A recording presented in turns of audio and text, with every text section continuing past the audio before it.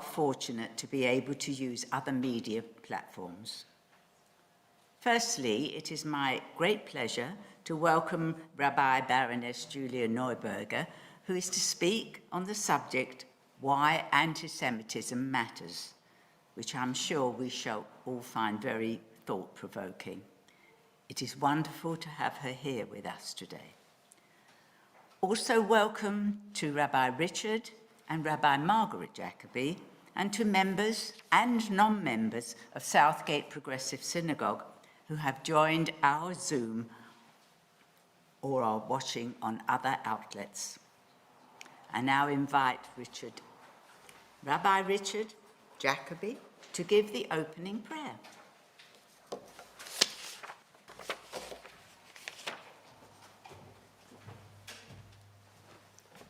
Thank you, Pearl.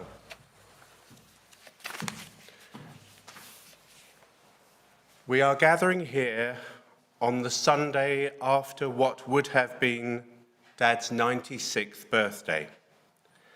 Had he lived, a third bar mitzvah would have been in order.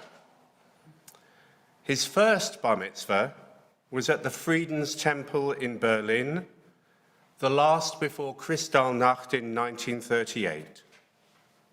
The money given to him in celebration, 64 Reichsmark, became part of the reparations claimed by Hitler's government.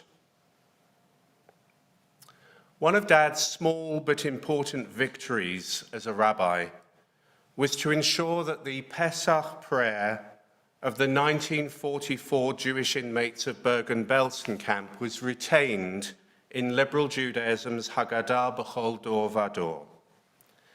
It was a prayer written at a time when anti-Jewish hatred reached its absolute lowest ebb.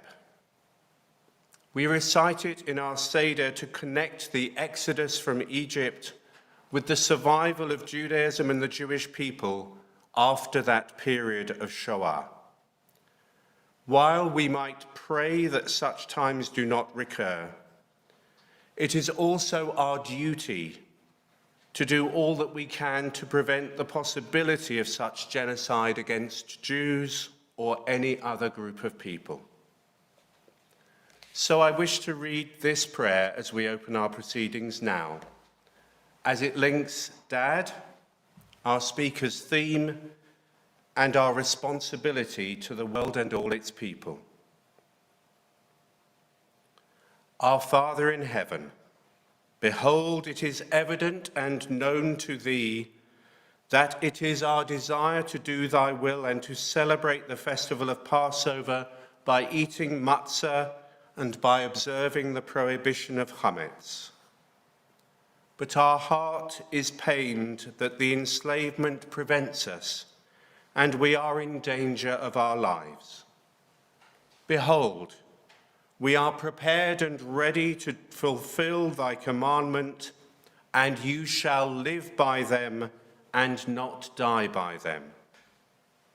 Therefore, our prayer to thee is that thou mayest keep us alive and preserve us and redeem us speedily, so that we may observe thy statutes and do thy will and serve thee with a perfect heart. And let us say, Amen. My father would undoubtedly be delighted to know that his long-standing friend and colleague, Julia Neuberger, is the second deliverer of the Harry Martin Jacobi Memorial Lecture. To suggest that Julia has retired is as ludicrous a suggestion as to say that she is retiring. Rabbi Baroness Julia Neuberger is a working peer and, I believe, I meant to check this with you, the first rabbi other than a retired chief rabbi of the United Synagogue to serve in the House. She is also currently the chair of 2 NHS Trust boards, as well as chairing Independent Age and serving as a commissioner on the UK Commission on Bereavement. Born Julia Schwab, Julia studied at Newnham College, Cambridge, before receiving ordination in 1977 from Layerbeck College. As many of you will know, Julia had her doubts about becoming a rabbi and was only convinced when someone told her she couldn't possibly do it. She was the second woman to receive ordination from Layerbeck College and the first to serve a congregation on her own, which she did at South London Liberal Synagogue from 1977 to 1989. And in the 2 decades following ordination, she also taught at Layerbeck College. I benefited from her scholarship then. She was Chancellor at the University of Ulster from 1999 to 2000. She served as Chief Executive of the King's Fund, a think tank focused especially on health issues. And she served there from 1997 to 2004. As a working Liberal Democrat peer from 2004 to 2011, she was active on the Science and Technology Committee, where she helped to draft the bill regulating the use of human tissue and embryos in 2008. She was also the Prime Minister's champion of volunteering from 2007 to 2009. Julia was the president of our movement, Liberal Judaism, until spring 2011, when she joined West London Synagogue as its senior rabbi, from which role she retired in 2020, being made Rabbi Emerita.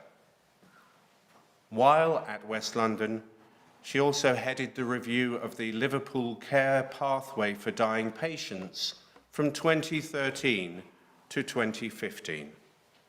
And throughout her career, she has served on other charities or organizations as a board member or trustee.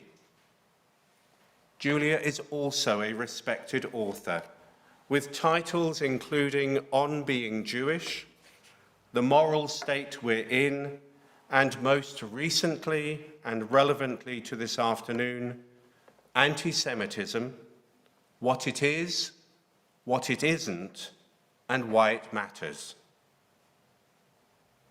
Having mentioned the book, it's approaching the time for me to stop and to encourage Julia to start, as I am very much looking forward with all of you to hearing her thoughts on this subject, and especially, in my case, about the reluctance of various authorities to take it seriously.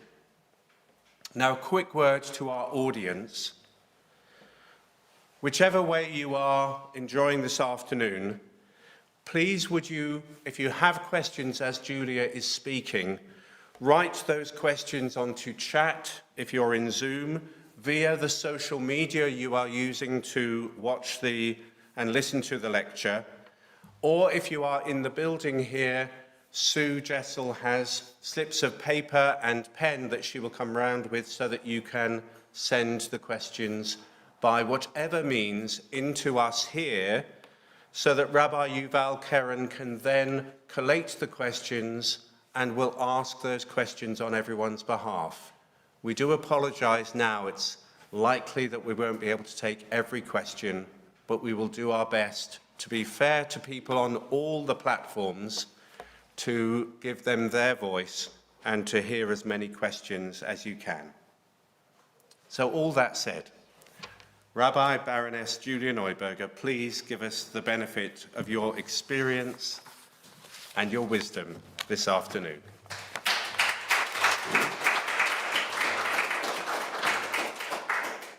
Well, thank you, Richard. And, well, I'm not sure about the wisdom and experience, but let me have the specs are worse than no specs. Let me have a go at talking about this subject. So, as Richard said, I wrote a book about this really because like so many of you, I was so angry about anti-Semitism in the Labour Party. And I want to start with that because Harry and I talked about that. And he was furious, but he was much nicer than me. He was a much nicer person. Very gentle character. He wasn't like me. What was so interesting was Harry campaigning, and it was incredibly moving. And you've just seen the UNICEF piece that he did, and you've probably also seen the piece that he did with Alf Dubs. Harry always did it in a gentle but firm way. I would tend to get much more excited. We made quite a good double act, actually.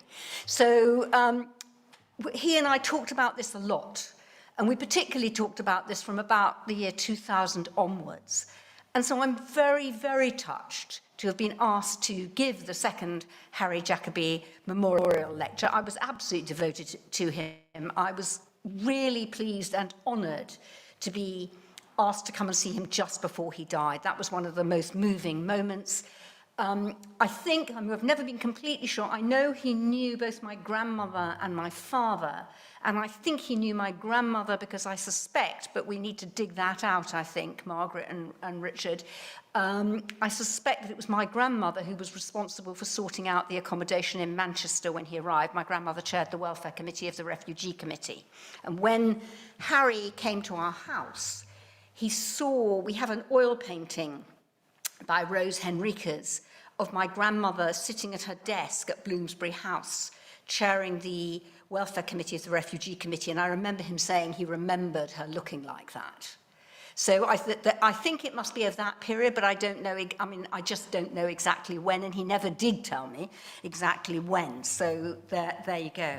Anyway, it's a great honour to be asked to give this lecture. Harry and I talked quite a lot about his childhood, about his experiences. I'm also the child of a German refugee. My mother was a refugee, but she was older. She came as a young adult. She was 22. But there was a lot in common. And so when we were colleagues, although he was much senior to me and I really looked up to him, it was really wonderful talking about some of those refugee issues together, and particularly as the issue of child migrants came to the fore politically in this country with Alf Dubs and others. It was wonderful to be able to work with Harry and to introduce, at one point, Harry and Alf, and get Harry to tell Alf he had to come to my synagogue to speak on a Friday night. And Alf said, well, I'm not really Jewish, to which Harry's response was, as far as I can tell, so what? It was a wonderful sort of Harry-ish, well, you are really, moment. I mean, Harry's view was rather like mine. Most people are Jewish, it just depends how far back you look. Anyway, it was one of the great moments of being with Harry. But I think it's important to say that Harry and I, from 2000 onwards, had quite a lot of conversations about what we saw as the rising anti-Semitism in Britain.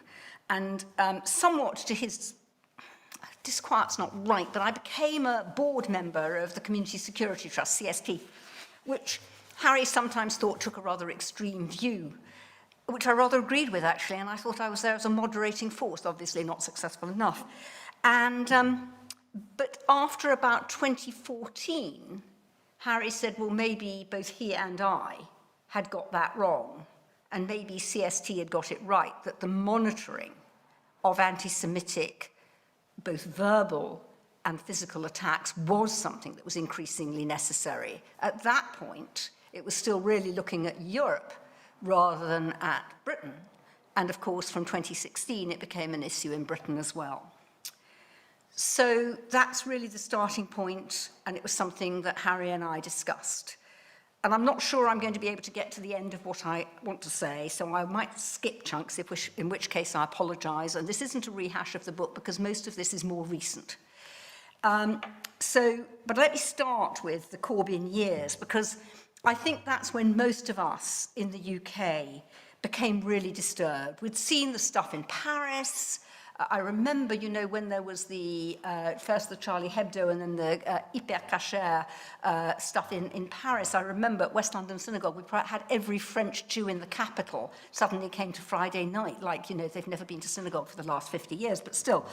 And it was, I remember that, but it felt like it was there and not here. And then it changed. And so I think it would be fair to say both Harry and I were really disturbed by the rise of anti-Semitism in Europe from around 2000 onwards, and then, of course, from 2016, what happened during the Corbyn years. And I think, like many of you, I was asked time and again whether genuinely was and is anti-Semitism in the British Labour Party. Does that sound familiar? And whether, and of course this is critical, if you don't want to be thought of as anti-Semitic, you can never criticise the actions of the State of Israel. And a lot of us felt really uncomfortable with this because we saw this as rising anti-Semitism and a sort of breach of trust between the nation as a whole and its Jewish population. And we are a Jewish population. I mean, you know, Margaret and Richard and I may be the children of asylum seekers, of refugees, but this community has been here for over 350 years, uninterrupted, which is not something you can say of most of Europe.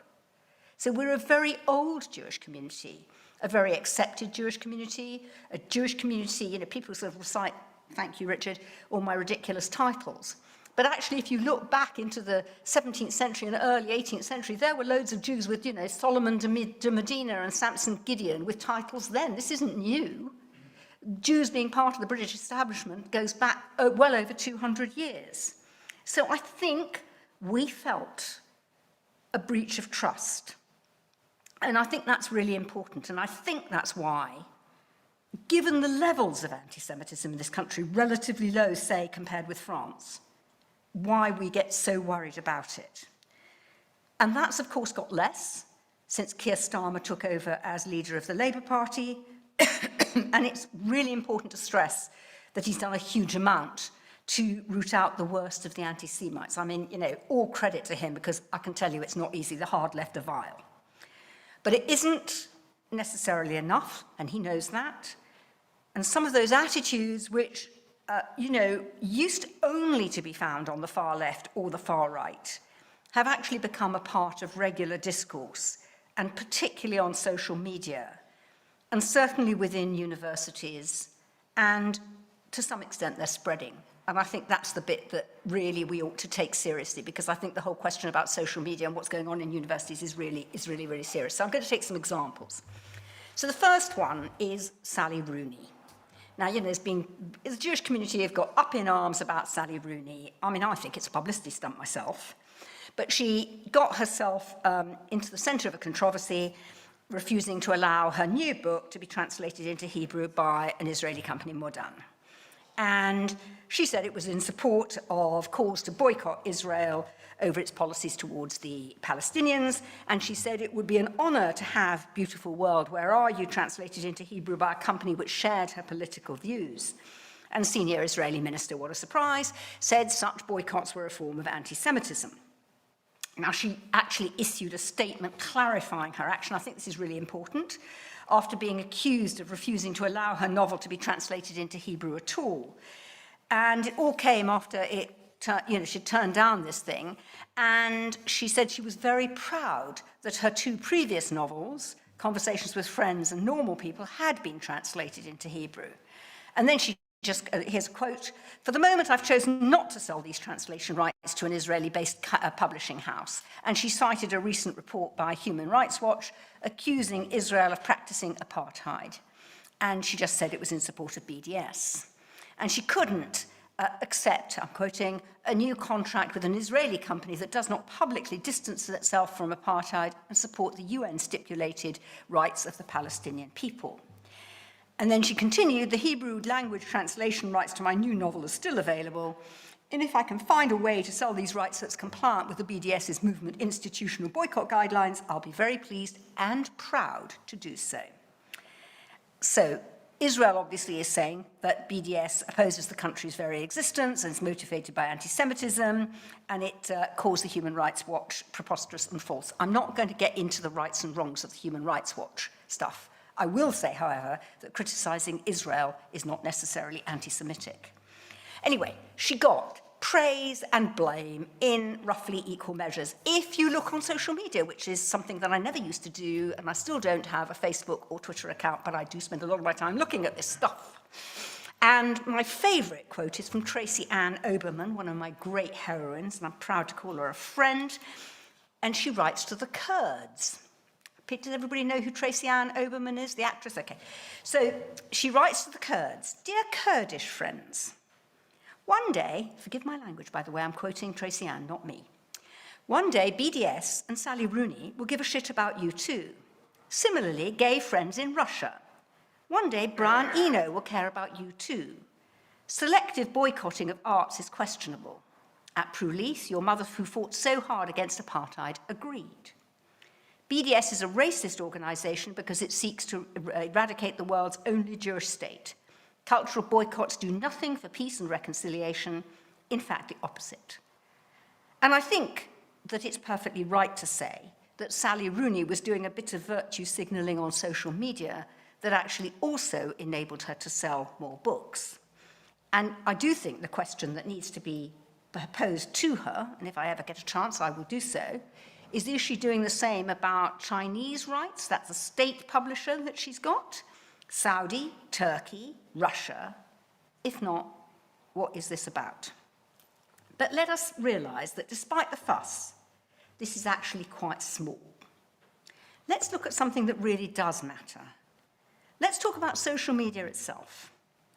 First of all, what happens with social media? Because I think it's really important we think about it. It's not like normal debate.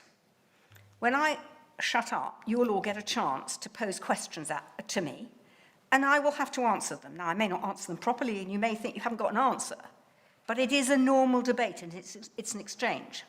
The thing about social media is it's like an echo chamber. You tend to have people in your social media group with whom you already agree. So you say something and somebody else agrees with it, and it gets passed on and passed on. And you're already living in a society where opinion counts as much as fact. And that's why this is so dreadful. And I think you have to say, although Sally Rooney doesn't matter, virtue signalling does matter if being anti-Zionist is the new badge of virtue for the left, and maybe increasingly the centre-left in this country. And it is a real example of context here, because Sally Rooney's stand would arguably be legitimised if she forbade translations into Arabic, Turkish, Chinese, Hungarian, Russian, and various other languages we could all think of, where the governments commit far worse things than the Israeli authorities. And some of the broadsheet newspapers in this country have actually fairly made that point. They could make it more strongly, apart from the Times, but they have made it, the Times has done well. But apart from that, you know, it's not a big deal. So I think the first thing we have to say to ourselves is, does signalling out of Israel matter? To which I think the answer has to be yes. And does Sally Rooney matter? Probably not. And I think we should move on. Let me move on then to the universities, where I think it's much more serious, much, much more serious. Does the government's wish to control the universities and its much vaunted online harms bill really help? Does saying that universities need to be a place of free speech rather than woke, does that help? Does stopping the universities, no platforming, people who represent Israel, or people who argue that there is a difference between transgender people and people who were born either male or female? I pose the question, I don't know the answer. But let me give you some examples. I'm going to give you the example of David Miller. He's been in the news a lot recently. He is truly ghastly. So he was Professor of Sociology at Bristol from 2018, so a very recent appointment actually at Bristol, till he was sacked this month. He's the co-founder and co-director of a non-profit company, Public Interest Investigations, which has got two main projects: Spinwatch, a website which says that it's devoted to public interest reporting on spin lobbying and political corruption, and Powerbase, a wiki that monitors power networks and conflicts of interest. Spinwatch aligns with Miller's interest in, and I quote, concentrations of power in society by examining networks which use spin and deception to distort public debate and undermine democracy. In the New Statesman, earlier this year, Dave Rich, who some of you will know, who's head of policy at the Community Security Trust, another person I'm proud to call a friend, wrote that Spinwatch, I quote, echoes certain facets of anti-Semitic conspiracism. Miller's work, according to Rich, attempts to identify pro-Israel trusts and foundations and networks of money or power, which Miller believes are attempting to marginalize British Muslims. Miller, Rich argued, refers to a handful of donors who have given money to 2 think tanks that Miller deemed to be Islamophobic. However, it's unclear what evidence he had that they gave their money specifically to fund research on Muslim-related issues, or that they formed a coordinated network that acted together. You'll all remember this. In 2019, Jewish students and Bristol's Jewish Society made a complaint to Bristol University. Students said that they felt, taken as a whole, his lecture series, The Harms of the Powerful, was reminiscent of, and again I quote, anti-Semitic language, tropes, and conspiracy theories. Miller said, I don't teach conspiracy theories of any sort, and that it is simply a matter of fact that parts of the Zionist movement, what's that, by the way, are involved in funding Islamophobia. The complaint was rejected by the university on the basis that it did not contain any material that was hostile to Jews and therefore could not be considered anti-Semitic. They were incredibly slow to act. That's answering your point, Richard. You know, what is it that makes authorities slow to act? They were very slow to act because on the 20th of May last year, Miller was suspended as a member of the Labour Party, and he resigned the following month after accusing Keir Starmer of taking money from the Zionist movement. The following month, he said that the targeted harassment of him and other socialist members confirmed, I quote, the degree of influence that Zionist advocates and lobbyists for Israel have over disciplinary processes and party policy. In an online public forum on the 29th of July last year, Miller said, the Zionist movement and the Israeli government are the enemy of the left, the enemy of world peace, and they must be directly targeted. And in an online public forum on the 13th of February this year, Miller singled out a specific member of the Bristol University student body as a Zionist, and that student was subsequently the target of anti-Semitic abuse. Now, Bristol still had done nothing. The all-party parliamentary group against anti-Semitism accused Miller of inciting hatred against Jewish students, and that was in early March 2021. The Times, at the same time, reported Miller had been accused of anti-Semitism. He'd called for the end of Zionism, and he'd said that Israel, I quote, is trying to exert its will all over the world. He called members of the University of Bristol Jewish Society pawns of a violent, racist foreign regime engaged in ethnic cleansing. In a letter to Bristol University, Marie van der Zyl, president of the Board of Deputies, said Miller's increasingly hysterical attacks on British Jewish organisations are now raising the prospect of real physical harm. In a statement, Bristol University said it did not endorse the comments made by Professor David Miller about our Jewish students, and also said, ever heard of free speech? Equally, we must balance the rights and often wide-ranging views of students and staff with institutional policies and national law concerning academic freedom and freedom of speech. A few days later, Danny Finkelstein, columnist in The Times and also a member of the House of Lords, wrote, I quote, waywardness has a place in academic life, and he was sceptical of the cancel culture. The issue that convinced Danny Finkelstein that Miller should be removed from his post was his, and I quote, attack on the Bristol University Jewish Society, proper, actual students at his own university, as being part of a coordinated campaign of censorship directed by the State of Israel. Miller had previously told the Jewish Chronicle that there is a real question of abuse here, of Jewish students on British campuses being used as political pawns by a violent, racist foreign regime engaged in ethnic cleansing. We've heard him say this before. On the 17th of March this year, the university said that it had begun an investigation of Miller. Later in March, Avon and Somerset police said that they'd opened a hate crime investigation. In April 2021, so this year, 550 academics, including Simon Sharma and Simon Sebag Montefiore, signed a letter condemning Miller's statements the previous February. Thangam Debonair, the local MP, also denounced Miller's comments. But an open letter to the university was signed by hundreds of public intellectuals and academics, including high-profile names who are also Jewish, such as Noam Chomsky. And this is what they said: Professor Miller is an eminent scholar. He's known internationally for exposing the role that powerful actors and well-resourced coordinated networks play in manipulating and stage managing public debates, including on racism. Now, you'll all know that the University of Bristol terminated David Miller's employment with immediate effect on the 1st of October this month. Miller, and I quote, "did not meet the standards of behaviour we expect from our staff."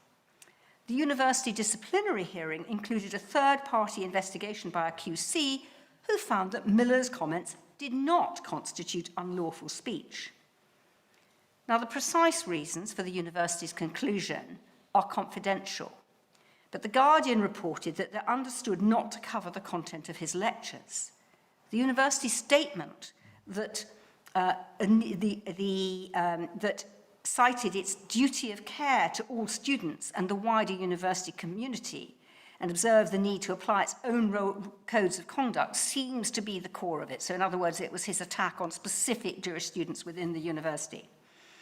At the time Miller's sacking was announced, the university faced legal action by the Campaign Against Anti-Semitism. The campaign said the university had both breached its duty of care to its students and that in addition, it was liable in its own right for unlawful conduct in breach of the Equality Act.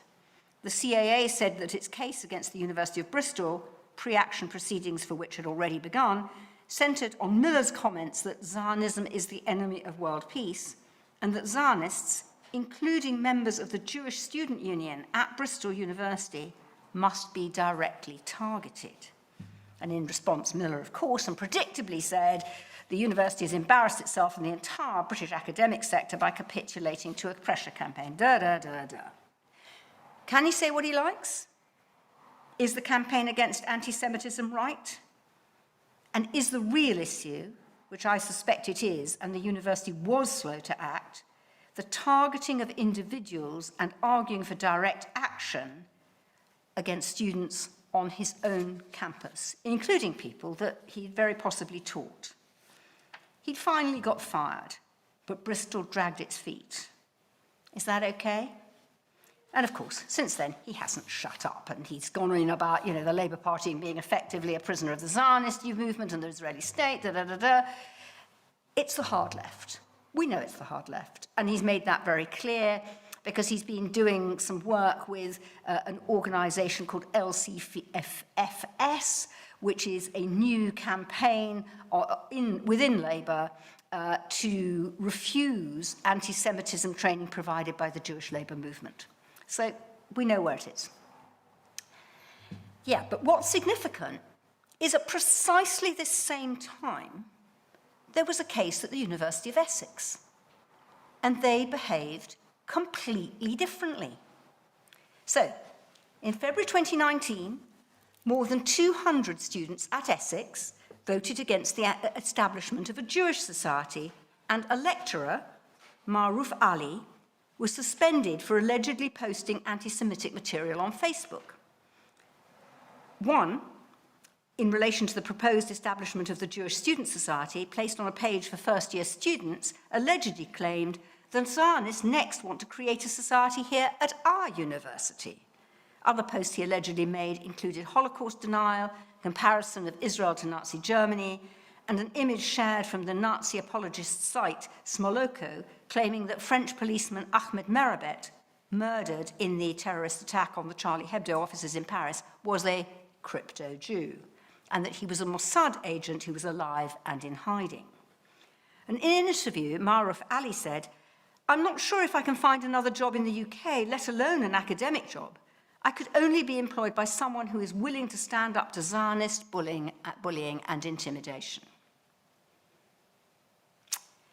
A proposal for the establishment of a Jewish society for students at the University of Essex was published on the University Student Union website in February 2019. So, you know that 200 students voted against, following advice from a University Amnesty Society member, and which said, the society has mentioned it will celebrate Israel National Day, which has nothing to do with Judaism. Until the society is politically neutral, like every other religious society, we will take a stance on this. So we urge you to please vote no until they are politically neutral. About 600 students voted on the ratification of the society, so about 64% in favour. Now, how different from Bristol? The university's vice-chancellor, Professor Anthony Forster, not Jewish, intervened, stating that the society would be created irrespective of any ratification, and he also announced the launch of a review to ensure we provide unequivocal support to our Jewish students and staff. Amnesty International, interestingly, subsequently distanced itself from the university's Amnesty Society members who had advised on the vote, stating that their remarks do not reflect the view of Essex University Amnesty Society and Amnesty International. The university held a rally in its main square in February of 2019 in solidarity with the Jewish community. Everybody went. And the university's vice-chancellor said, leading the rally, "Today we've come together to show anti-Semitism is completely antithetical to the values of the University of Essex, and it has absolutely no place on our campuses and in our relationships with each other." The university appointed an independent external group to advise on the process and outcomes and approve the report. I was part of that group. It was absolutely brilliant. And it had one of the pro-vice-chancellors in charge of that, Professor Jules Pretty, who was above and beyond fair-minded. It's really important, I think, that we have plenty of non-Jews who understand and are sympathetic, and Jules Pretty and Anthony Forster, come at the forefront of that list in my mind. And the group's members said that they hoped the review would provide guidance for dealing not just with anti-Semitism, but any form of discrimination. And they said that the in-depth review of the experiences of Jewish students and staff encapsulates best practice in addressing anti-Semitism. The group said that the university had taken swift action to deal with concerns and undertake the review, and added, "We consider that this report represents a model of the response that an institution such as a university should make to allegations of or concerns about anti-Semitism or any other form of discrimination. We urge other universities to learn from the spirit, actions, and content of this investigation, whether in regard to Jewish concerns or those of any other group." And then the recommendations proceeded. And Essex does not have a problem with anti-Semitism. And they took action quickly. They nipped it in the bud. And what they did was they called on all decent-minded people to sort of stand up and say, this isn't okay. A bit like the demonstration that some of you will remember in Parliament Square, where it was largely Jews standing up saying, Dayenu, enough is enough. But actually, when I went there, I went with 50 or so colleagues from the House of Lords, mostly Labour, and I think only one other was Jewish. Everybody else was not Jewish. They were just appalled. And actually, I think that's really important.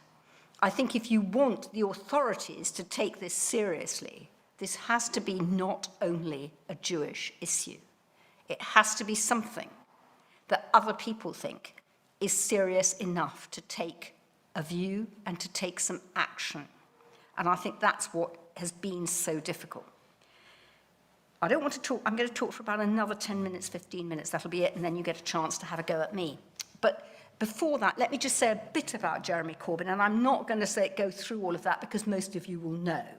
But there was all the stuff about Ken Livingstone and not kicking Ken Livingstone out, and Jeremy Corbyn being an apologist for him, and, and John Mann being called in by Jeremy Corbyn because he'd called Livingstone a disgusting Nazi apologist, all of that. And you know, the Labour Party was in real trouble over anti-Semitism, and they dragged their feet over the IHRA definition of anti-Semitism. We probably all feel it could be improved in some ways. And if we all had a go at editing it, it would look a bit different probably, but that's not the point. It's been generally accepted, and whether we think it's perfect or not is not the point. The point is that the Labour Party, after all its trouble over anti-Semitism, ought to have accepted it quickly. And of course, they didn't. And I think it's really important to understand that they didn't. And Keir Starmer, of course, made it very clear that he absolutely felt that they should, and indeed they did. And Jonathan Friedland wrote about this, and I'm going to quote it because I think it's so important. He wrote, "On the left, black people are usually allowed to define what's racism. Women can define sexism. Muslims are trusted to define Islamophobia. But when Jews call out something as anti-Semitic, leftist non-Jews feel curiously entitled to tell Jews that they're wrong, that they're exaggerating or lying or using it as a decoy tactic, and then to treat them to a long lecture on what anti-Jewish racism really is. The left would call it misogynist mansplaining if a man talked that way to a woman. They'd be mortified if they were caught doing that to LGBT people or to Muslims. But to Jews, they feel no such restraint. So this is my plea to the left. Treat us the same way you'd treat any other minority, no better and no worse. If opposition to racism means anything, it surely means that." And then you may remember the inquiry into anti-Semitism in the Labour Party, which was chaired by Shami Chakrabarti, now Baroness Chakrabarti, who found that the party was not overrun by anti-Semitism, which certainly particularly the women Jewish Labour MPs would have found rather eccentric. And many people found that report inadequate. And it was particularly inadequate because it didn't tackle the student issue. And I don't know whether you remember this, but it's just worth raising. It was a particular issue about the Oxford University Labour Club. And Alex Chalmers, the chairman, resigned publicly in 2016 because he cited members of the Labour Club executive throwing around the term Zio, which is a derogatory term, and with casual abandon, and expressing their solidarity with Hamas and explicitly defending their tactics of indiscriminately murdering civilians. Now, the deputy chair of the inquiry into anti-Semitism in the Labour Club was somebody called Jan Royal, who was leader of Labour in the House of Lords. She's a very good friend of mine. She's now principal of Somerville College, Oxford.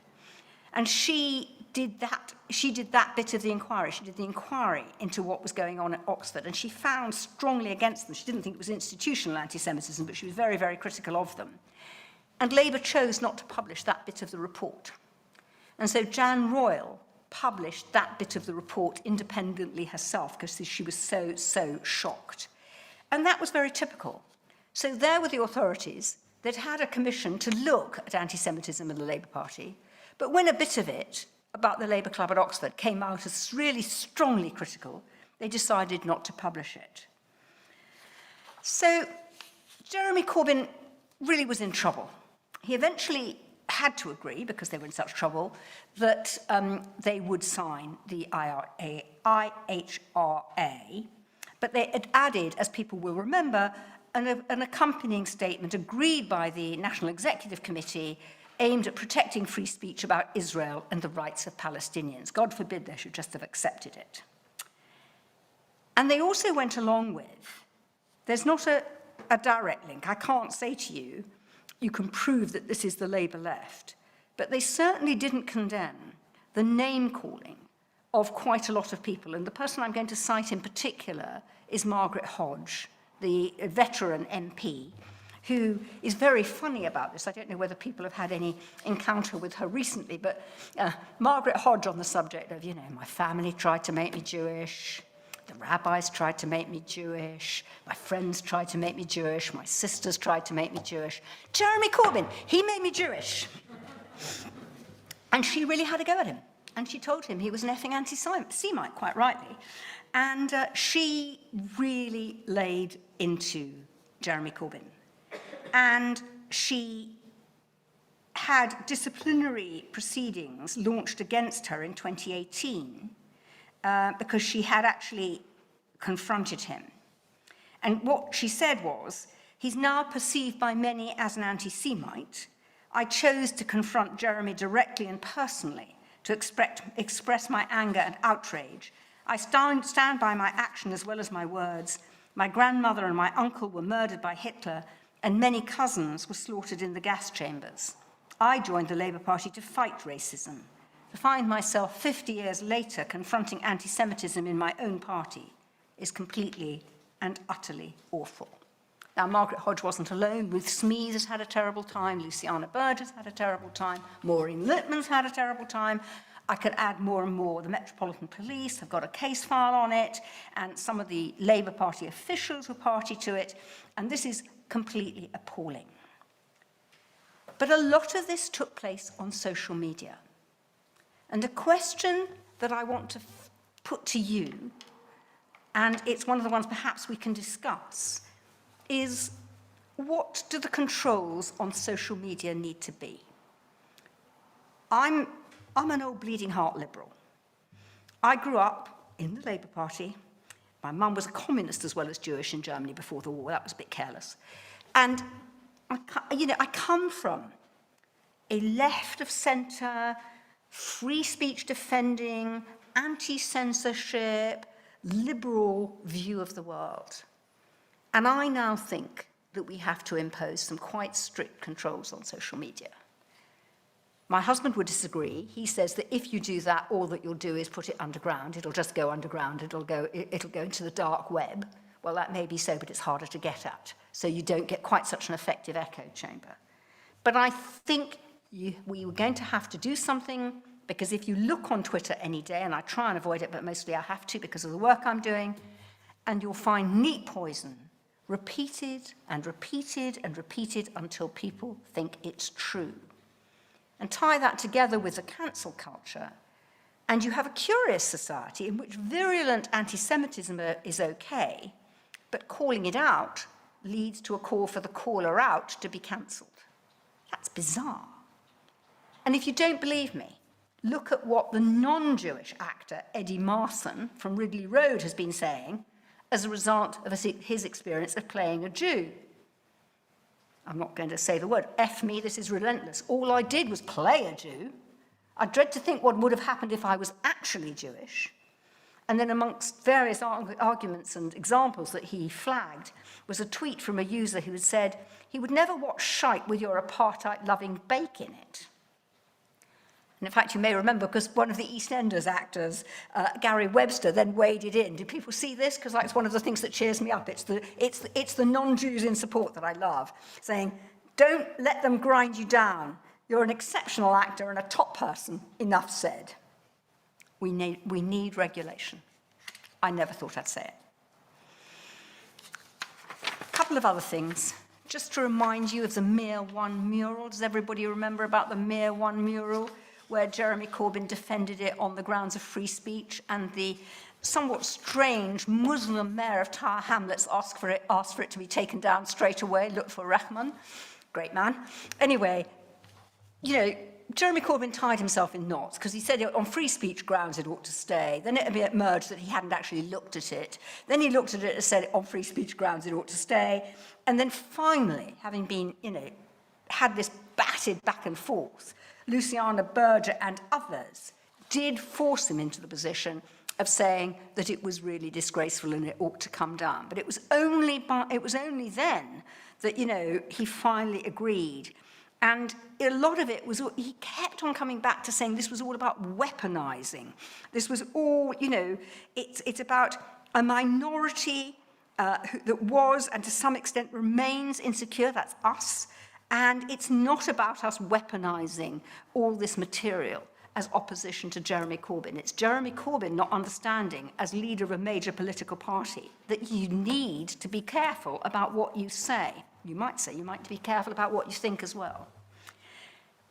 Okay, something I just want to reflect on briefly.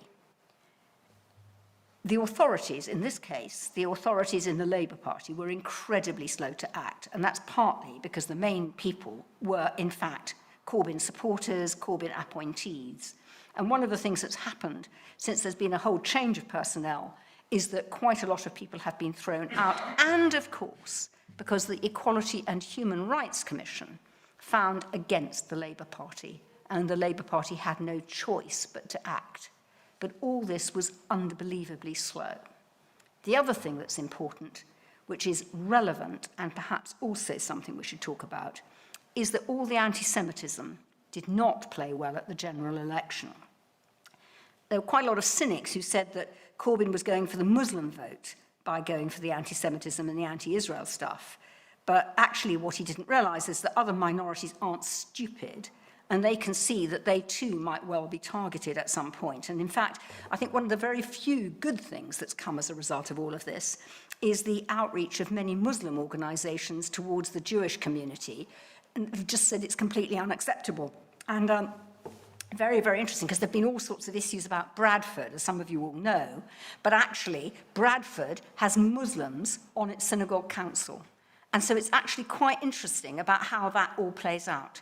And really important that on the doorstep, and they've now got the sort of some of the responses they got to the canvassing, on the doorstep, people really didn't like the anti-Semitism. They probably hadn't ever met a Jew, but they just didn't like it. And it's one of the good things about Britain. It didn't play well. Last point, conflation of Zionist and Jew. Again, something that we need the authorities to help us deal with. But of course, Jeremy Corbyn didn't help that one either, because people might remember that there was this video that appeared of Jeremy in the summer of 2018. The worst of this is 2018 to 2020, 2021. And Jeremy Corbyn accuses British Zionists, I quote, of having no sense of English irony. He was at the Palestine Return Centre, and he said, and I quote directly, British Zionists clearly have two problems. One is that they don't want to study history, and secondly, having lived in this country for a very long time, probably all their lives, they don't understand English irony either.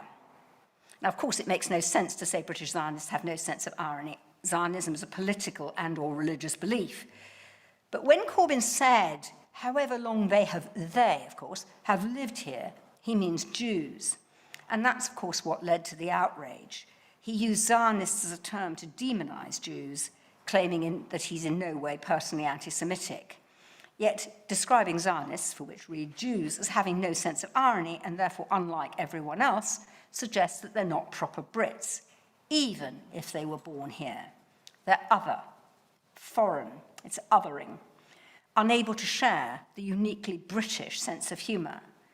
And that's why the elision of Zionist and Jew is so frightening on the left. It's very dangerous and horribly seductive for those who don't stop and think. So it's not surprising that quite a lot of people, Jews and non-Jews alike, were outraged by that particular comment. Jonathan Sacks, Lord Sacks, told the New Statesman that it was the most offensive statement made by a senior British politician since Enoch Powell's 1968 Rivers of Blood speech. I think he was wrong. I think there have been lots of really appalling things said since 1968. He said that it was divisive, hateful, and like Powell's speech, it undermines the existence of an entire group of British citizens by depicting them as essentially alien. He continued by saying that Corbyn, by implying that however long they have lived here, Jews are not fully British, is using the language of classic pre-war European anti-Semitism, which ties back, of course, to Harry's experience. And then he said that, Jews have been in Britain since 1656. I know of no other occasion in these 362 years when Jews, the majority of our community, are asking, is this country safe to bring up our children? Well, that's actually not true either. He was a very extreme reaction, an understandably very extreme reaction. But of course, with things like the Mosley, we're seeing it now a bit with Ridley Road, but it wasn't as big, but with the Mosley stuff pre-war, with Nazi sympathizers in Britain, and with some of the fuss about the Eastern European, Russian and Polish Jews coming here between 1881 and 1905, there were times when the established Jewish community actually wondered whether it was safe. And we also know, to our own shame, that some members of the Jewish community here campaigned for the 1905 Aliens Act to stop more Jews coming because they thought that would keep them safer. So it's not true to say that. I really much prefer Jonathan Lynn, the co-writer of Yes Minister's response. Some of you are nodding, so you know this. He said that the most appropriate response to the Labour leader's denials of anti-Semitism came from Sir Humphrey Appleby, the programme's fictional Whitehall Mandarin. Never believe anything until it's been officially denied. And to that he added, I'm Jewish. Although I wrote Yes Minister and Yes Prime Minister, Corbyn says I don't understand English irony. My co-writer, Tony J., was only half Jewish, so perhaps he half understood irony and was able to supply some. I do think laughing at it's quite a good idea. I could say a lot more.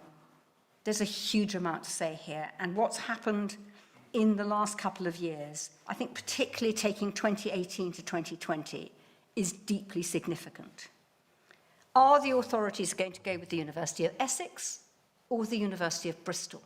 Which approach is going to become the approved and standard approach? What's the nation going to want? We don't have Corbyn as leader of the Labour Party anymore. Is Starmer going to be able to persuade his colleagues to turf out a load more people out of the Labour Party, which might not be all that good for them in terms of campaigning and numbers and money? Or will he have to give way to those who say, it wasn't too bad? Are we going to have controls on social media? And if so, are the controls on social media going to be able to grapple with this without stopping all sorts of other kinds of free speech? And how do we feel about that? And lastly, with our race relations legislation, and with the Equality and Human Rights Commission coming out and saying that the Labour Party had broken the law, we clearly have some ways of dealing with this, if you like, politically and legally through our legal system. But is that enough? So I think that what we have to do as Jews, and indeed as other people who are not Jewish but stand with us on this, is stand up and say, it is okay to criticize the actions of the State of Israel, not to deny its right to exist, but to criticize the actions of the State of Israel. But it all depends on the context and the tone of voice. So if somebody only criticizes Israel and is part of BDS, but doesn't criticize China over the Uyghurs, doesn't criticize Saudi over its treatment of women, doesn't criticize all sorts of countries over their treatment of foreign workers, doesn't criticize us over our treatment of asylum seekers and the possible suggestion that we should push the boats back out to sea, then it is unacceptable. But if it's in the context of picking up on human rights abuses more generally, then it's okay to criticize the State of Israel. Now, that's a difficult position to hold, but I think it's the position we have to hold, because I think we have to stand up and say, it is okay to criticize the State of Israel when it is legitimate to do so, context, but it is not okay to elide the State of Israel with all Jews, and it is not okay to, if you like, elide the term Zionist and Jew. We have to stand up and say that, and we have to find a lot of allies who aren't Jewish to join with us in saying that.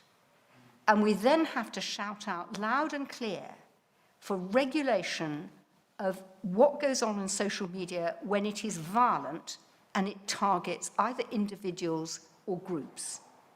I think it's very difficult to say we should target anything that is even remotely anti-Semitic or Islamophobic or misogynistic. Well, there would be nothing left on social media, would there? But, you know, it would be very difficult to say that you've got to do that. But where there is a real threat, I think it's probably going to have to be necessary to limit social media. But I think we have to be vigilant. I think we have to stand up and be counted.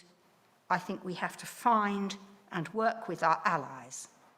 And I think that it's going to be serious for the next few years. Thank you very much.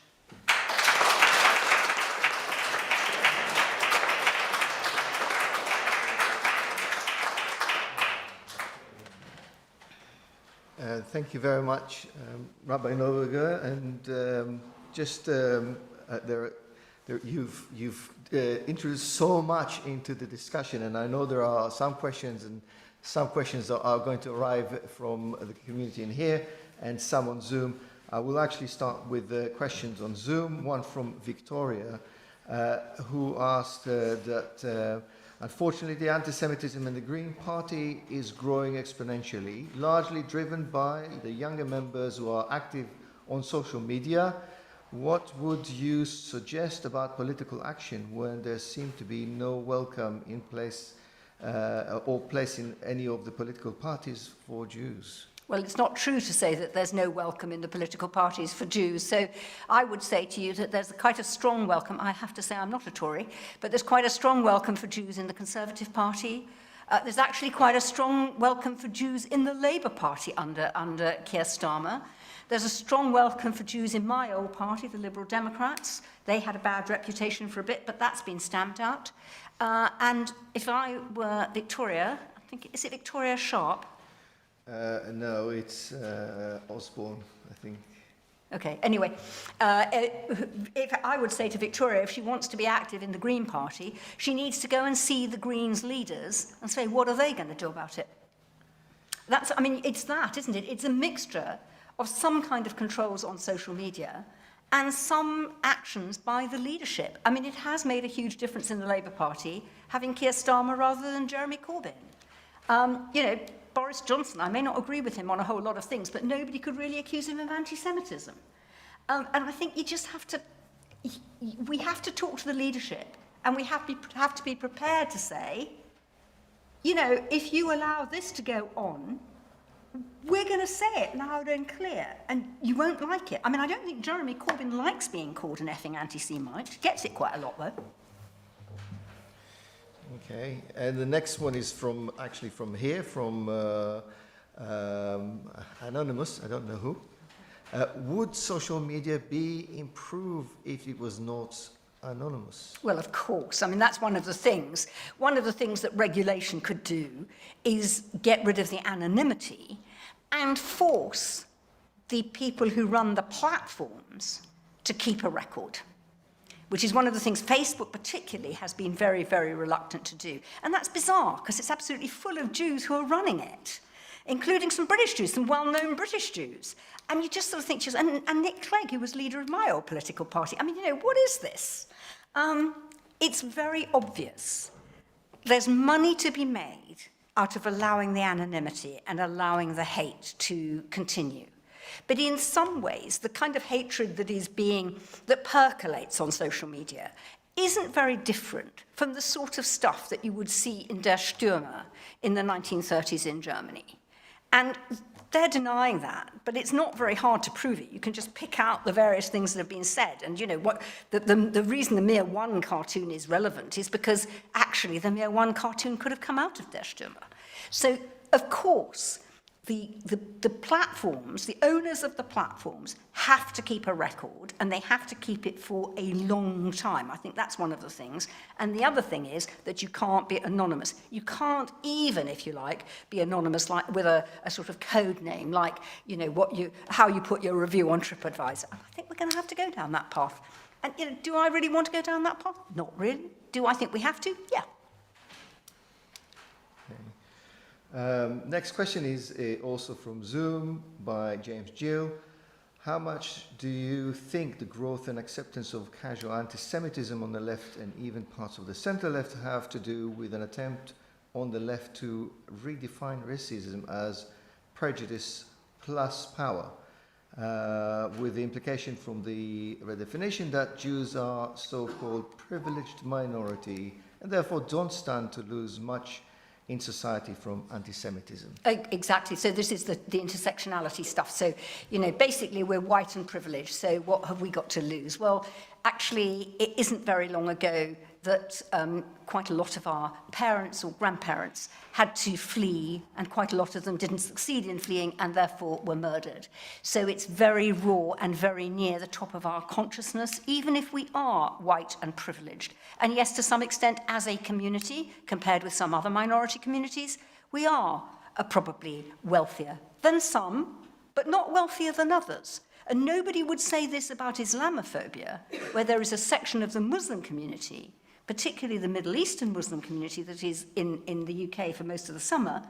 Nobody would say that they are underprivileged or whatever, but people would say that attacks on them and people spitting at them, which is something I used to see. When I was at West London Synagogue, I used to go down the road past the Regent's Park Mosque. And one of the things that shook me more than anything was people spitting at Muslims going to prayer on a Friday. And it seems to me that one of the things you have to say is it doesn't matter whether you're privileged or whatever. If it's hate, it's hate. And it doesn't matter that you're white and privileged or green and privileged or, whatever you are, hatred is hatred and needs to be called out. Yeah, another question this time is from me, but I did put it on text, so that's okay.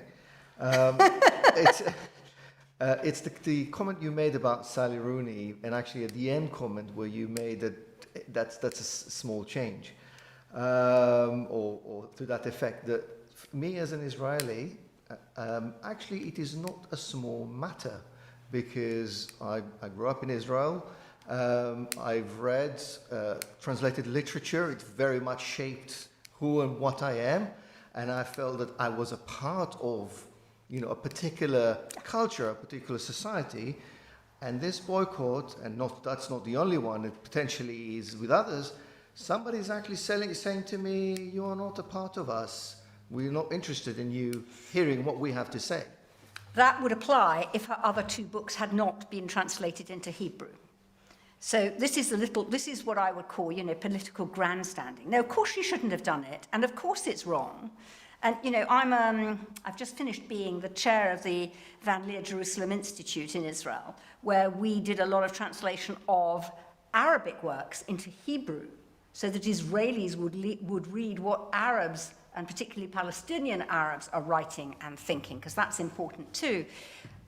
I'm not in favor of any of this, Yuval, but all I'm saying is, compared with the other stuff that's going on, it's small change. And actually, what I thought was very interesting was the comment from the publisher, the would-be publisher, Modan. I said, yeah, got enough books here.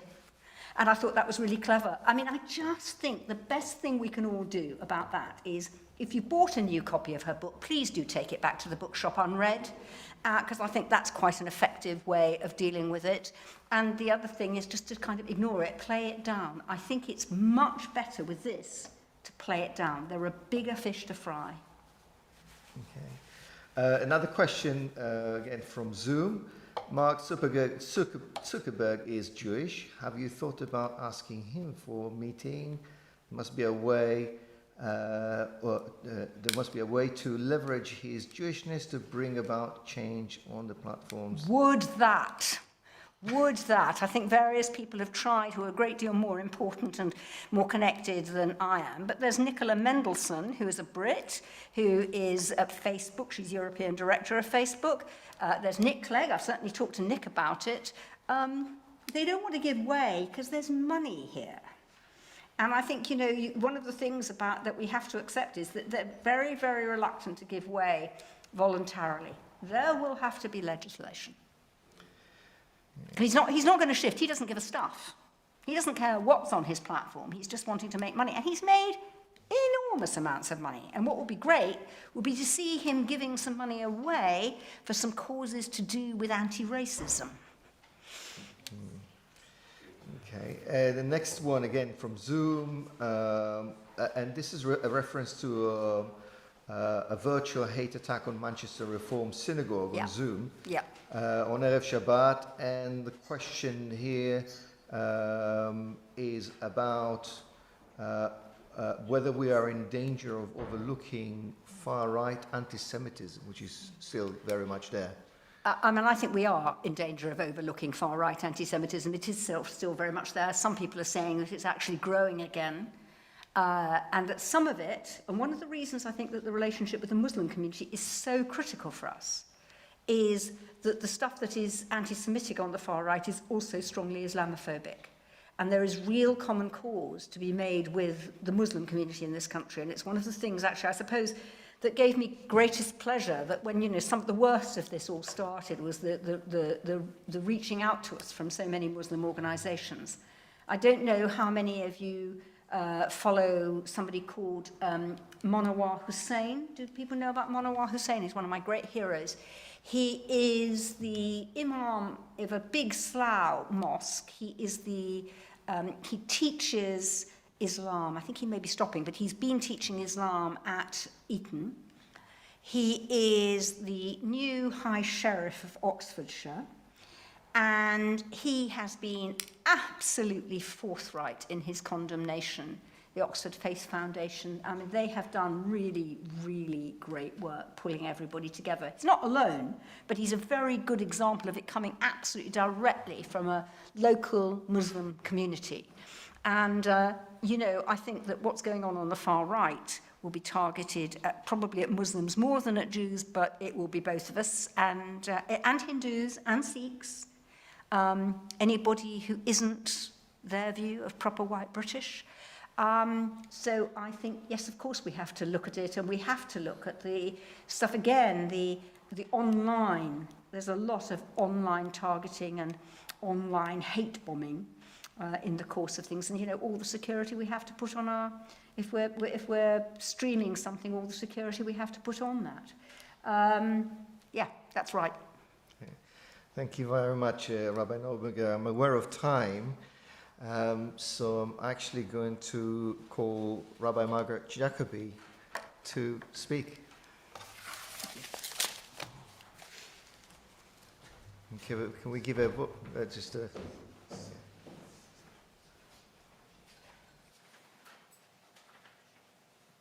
Well, Julia, we need to go up there, I know, but first I have to give you that. Thank you. Thank you. That's lovely. Thank you very much. It's a thank you from all of us here, and particularly the organising committee, who I'm going to mention shortly. But Julia, as you know, Richard's already said, it was so right that you gave the lecture in memory of Dad. We do have most recently memories of you visiting him in hospital, but he always looked on the positive side, and I know he'd like to remember the more cheerful occasions, like going to the opera with you and eating with you and just talking with you. And he always enjoyed your company, and it was such a joy for him. Of course, we've also heard how sadly appropriate the subject was. And as we knew you would, you've given such a thoughtful, balanced and thought-provoking analysis. And I have to say, my son was taught by David Miller at Bristol, so I found your analysis of him particularly pertinent, but all of it is so relevant and so thoughtful and nuanced, which again is so sadly lacking today. It's so easy to have black and white arguments, and the nuance you brought also was so appropriate. So I want to thank you very much for coming today and talking to us.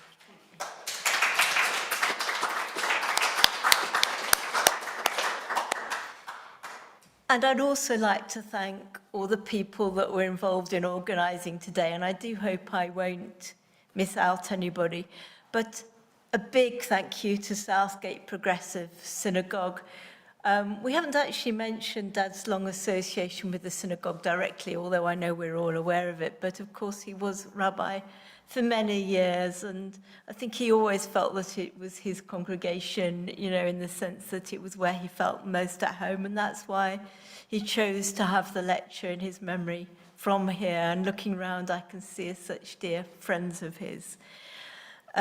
So thank you to you all. Yuval, thank you so much for organising the tech, keeping us on track with it, making sure it worked, and for looking at the questions on chat as well. I want to thank Andy Shaw and Leon Mendel and all the team who also helped with the tech, and for Liberal Judaism with their support and the use of Zoom facility. I'd also like to thank Barbara Martin and the House Committee, who will entertain those of us who are here later on with hospitality. I'd like to thank the committee of Sue Jessel, Phyllis Friedman, Yuval, Michael Andvona, Mark Shaw, and my brother Richard. And I hope I haven't missed anybody out. And Pearl, of course, for welcoming us here as well. Thank you all, and thank you all for joining as well on Zoom, and thank you.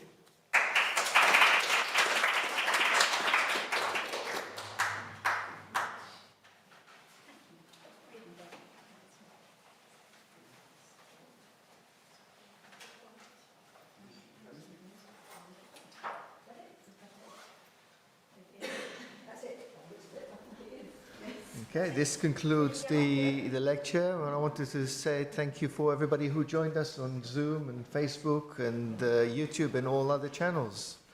Hopefully we'll see you at the next Rabbi Harry Jacobi Memorial Lecture.